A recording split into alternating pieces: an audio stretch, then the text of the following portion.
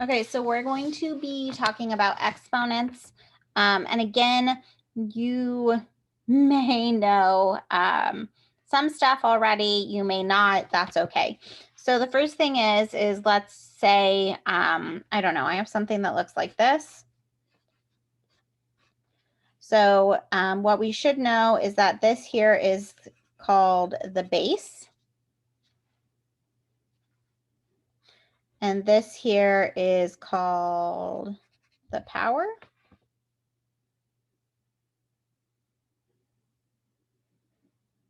And so the power tells us how many times the base is multiplied to itself.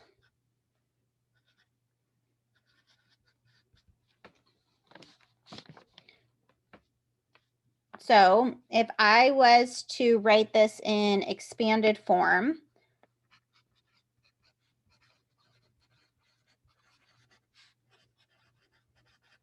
this would be telling me that I have a base of x and the power 2. So that's how many times x multiplies itself. So x squared is the same thing as x times x. Okay, that's a very basic, most of everybody knows what like x squared would represent, but I'm just making sure we all have a really good understanding. Okay. So when we are looking at exponents, here are the things we need to basically have as our main takeaways. So first thing is we are always going to start off by expanding to simplify. And we call this cheating. So cheating expanding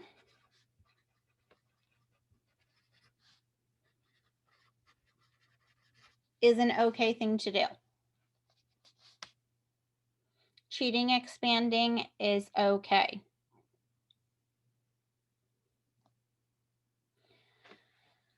So we are going to be looking at more complicated problems.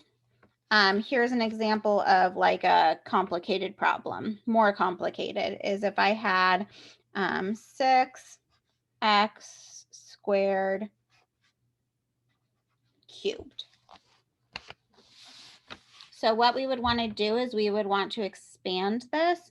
So if I have 6x squared, that is telling me that I have 6 times x, and then this is cubed. This is still cubed out here. So cubed means that I'm going to have this repeated this many times. So 6 times x times 6 times x times 6 times x times x, right? This is me expanding it because it's telling me that it's this repeated 3 times. And then from here, you would put this back together simplified.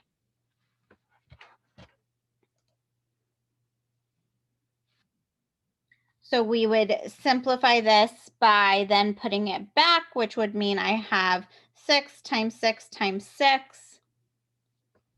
I don't know what 36 times 6, 36, 18, 216, something like that. So this is 216. And then I have 1, 2, 3, 4, 5, 6 x's, x to the 6th. And now I've put it back, and this would be my final answer. Okay, so we're always going to expand, at least to start us off. And again, you can probably not expand in a little bit, but this is how we're going to start. Now, the second thing we need to know about our exponents is we need to make a decision. So make a decision if the answer is fully simplified. So we always need things to be fully simplified. So if I have like negative 3x squared or negative 7 squared, these two examples here are not okay. So not an okay answer. These are examples of not being fully simplified. So that is what we don't want to see, okay? If I was looking to fully simplify this, I would be looking at this and I would have negative 3 squared, which makes 9, and x squared, which makes x squared. If I was to look at this, this is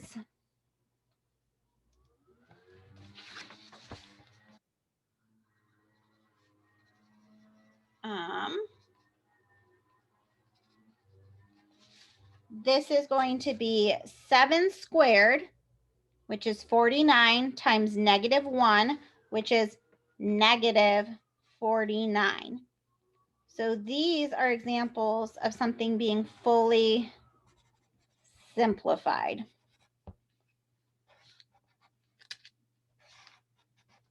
Okay, so you cannot leave anything like this. You always have to fully simplify it all the way down. That's really important to know. And then the last thing is going to be that we are going to always evaluate.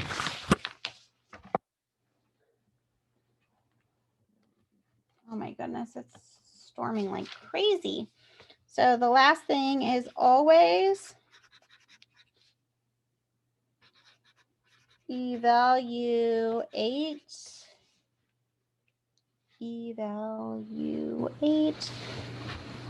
if a simplified exponent falls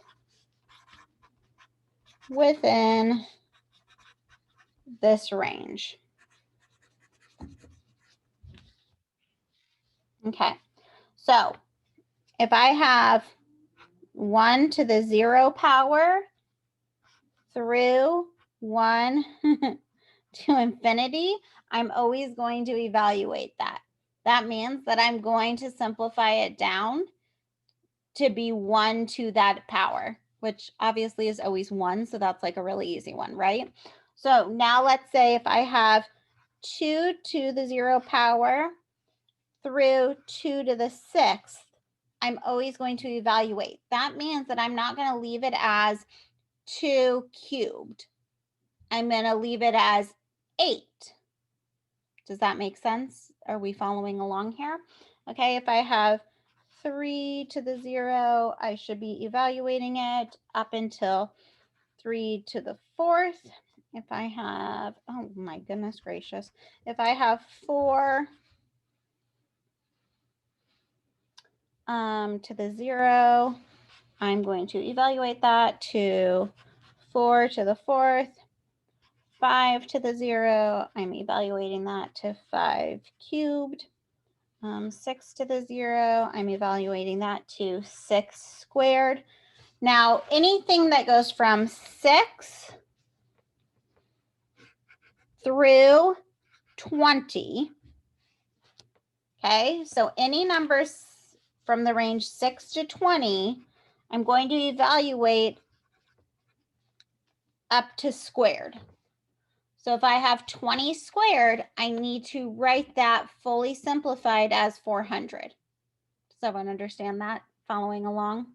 Okay, so it won't be considered fully simplified unless you take it to this range depending on the base and the exponent. Yes, ma'am.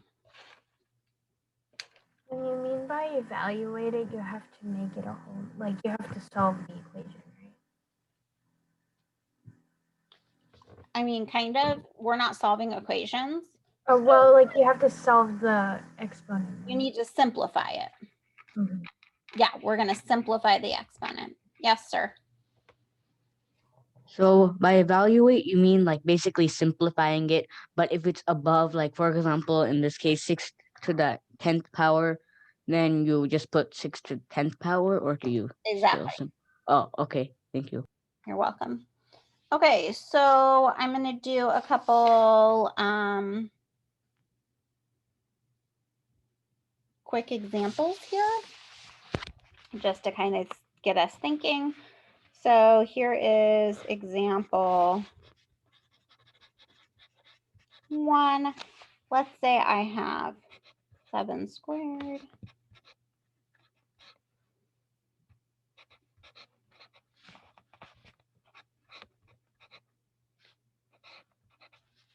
Okay, so these are all different types of 7 or -7 squared. So the reason why we're looking at this is because these hold different rules that we need to know. So 7 squared is going to be 49 because that's just 7 times 7. Now, this one here is -7 squared. The negative goes with this 7 because it's enclosed within a parenthesis. Okay, that means that the exponent is touching all of this. This would also be the same thing as a -7 squared. Okay, these represent the same thing. So -7 times -7 makes 49. This problem here is 7 squared times -1. Because this is not a part of the squared. The squared is only touching the 7. The -1 is out here. Questions about that?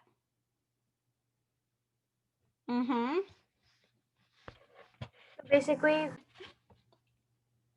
Whatever the exponent touches is the only thing that is attached to the exponent. So this would be like a -49, and then this here would be a -7 squared.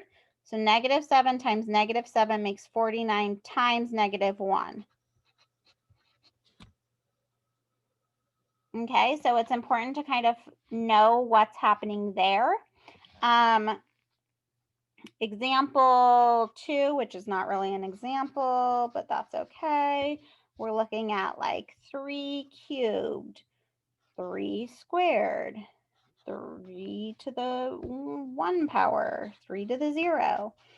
So these are like the things that we just should have memorized. 3 cubed. 3 times 3 is 9. 9 times 3 is 27. 3 squared. 3 times 3 is 9. 3 to the first power would be 3 times nothing else, right? Because it's only 1 3, so that's 3. And then 3 to the 0 power. Anything raised to the 0 power equals 1. So that's just one of those things we need to memorize again.